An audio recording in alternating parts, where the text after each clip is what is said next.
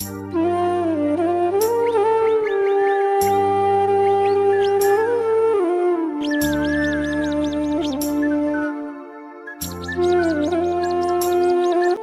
বন্ধুরা, Soumi blog and কিচেনে সবাইকে স্বাগত আর অনেক অনেক ভালোবাসা। তোমরা সবাই কেমন আছো? আশা করি সবাই খুব ভালো আছো, আমিও খুব ভালো আছি। আজকে আবারও চলে এলাম আরও একটা রেসিপি তোমাদের সাথে শেয়ার করতে। সেটা হলো পটলের কোরমা রেসিপি। এই পটলের কোরমা রেসিপি আমি কিভাবে বানিয়েছি সবটাই তোমাদের সাথে শেয়ার করব। বন্ধুরা, তোমরা কেউ স্কিপ করো না, পুরো ভিডিওটি দেখো, আশা করি তোমাদের খুব ভালো লাগবে।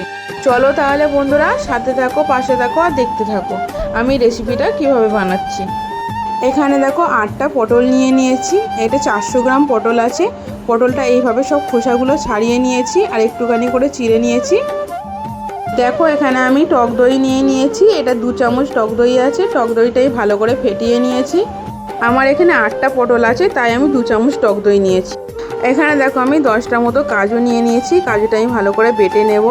পটলের পরিমাণ হিসাবে তোমরা কাজু আর টক দইটা নেবে। আমার এখানে 8টা পটল আছে বলে আমি 2 চামচ টক দই নিয়েছি আর 10টা মতো কাজু নিয়েছি। তোমাদের যদি পটলের পরিমাণ বেশি থাকে তাহলে সেই বুঝে তোমরা টক দই আর কাজু বাদামটা দেবে। নতুন কোনো বন্ধু যদি আমার রেসিপিটা দেখে থাকো তাহলে আমার চ্যানেলটি সাবস্ক্রাইব করে পাশে থেকো আর পাশে থাকা বেল আইকনটা ক্লিক করে রেখো আর অবশ্যই নোটিফিকেশানটা অল করে রেখো, তাহলে আমি যখনই ভিডিও ছাড়বো তোমাদের কাছে পৌঁছে যাবে। আর আমার রেসিপিটা যদি ভালো লেগে থাকে তাহলে লাইক কমেন্ট করে দিও, চাইলে বন্ধু বান্ধবদের মধ্যে শেয়ারও করে দিতে পারো। দেখো কাজু বাদামটা আমার ভালো করে বাটা হয়ে গেছে আর কাজু বাদামটা আমি একটা বাটিতে তুলে নেব।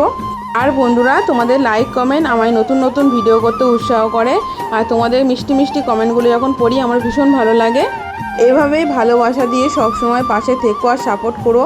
আমিও তোমাদের পাশে সবসময় আছি। দেখো সব কাজু বাদামটা আমি বাটিতে তুলে নিয়েছি। দেখো এখানে আমি গ্যাস জেলে কড়াই বসিয়ে দিয়েছি। কড়াই গরম হয়ে গেছে, কড়াইতে সর্ষের তেল দিয়ে দিলাম আর রান্নাটা আমি সর্ষের তেলেই করব। তোমরা চাইলে রিফাইন তেলেও করতে পারো। দেখো তেল গরম হয়ে গেছে, গরম তেলের মধ্যে সব পটলগুলো আমি দিয়ে দিলাম। এবার পটলগুলো ভালো করে আমি লাল লাল করে ভেজে নেব। আর বন্ধুরা, আমার রেসিপি তোমাদের কেমন লাগে অবশ্যই আমাকে কমেন্ট করে জানাবে। আর আজকের এই পটলের কোরমা রেসিপিটা তোমাদের কেমন লাগলো সেটাও আমাকে কমেন্ট করে জানাবে। দেখো পটলটা মোটামুটি ভাজা হয়ে গেছে। এতে পরিমাণ মতো নুন দিয়ে দিলাম। নুন দিয়ে আরেকটু ভালো করে ভেজে নেব।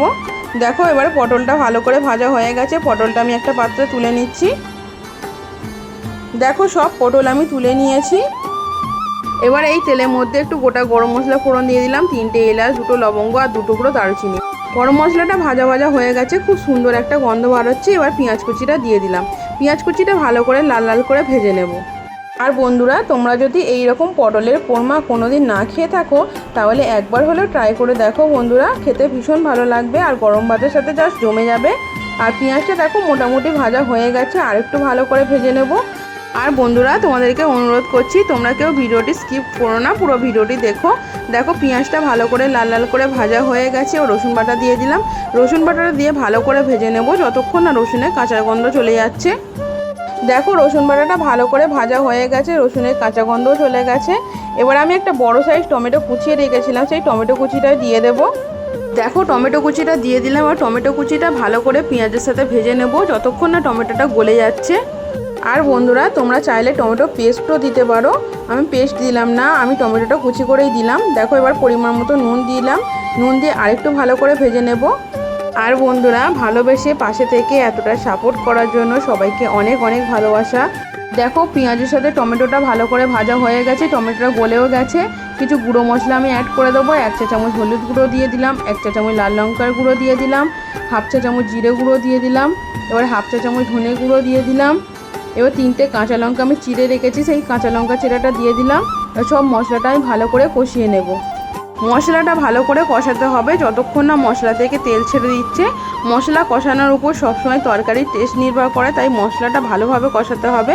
দেখো মশলাটা মোটামুটি কষানো হয়ে গেছে। এবার আদা বাটা দিয়ে দিলাম। আদা বাটাটা দিয়ে আরেকটু ভালো করে কষিয়ে নেব যতক্ষণ না আদার কাঁচা গন্ধ চলে যাচ্ছে।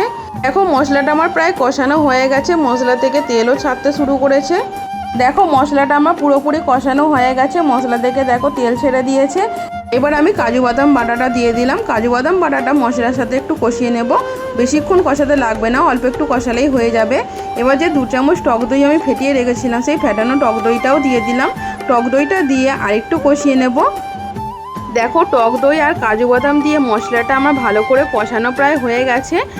আর একটু কষানো হলেই জল দিয়ে দেব। দেখো মশলাটা আমার পুরোপুরি কষানো রেডি হয়ে গেছে। এবার আমি পরিমাণ মতো জল দিয়ে দেব।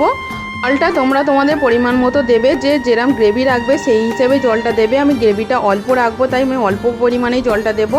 দেখো আমি জলটা দিয়ে দিয়েছি। জলটা মশলার সাথে ভালো করে নেড়ে ছেড়ে দিলাম। এই রেসিপিটা করতে একদম সময় লাগে না, খুব অল্প সময়ের মধ্যেই রেসিপিটা হয়ে যায়।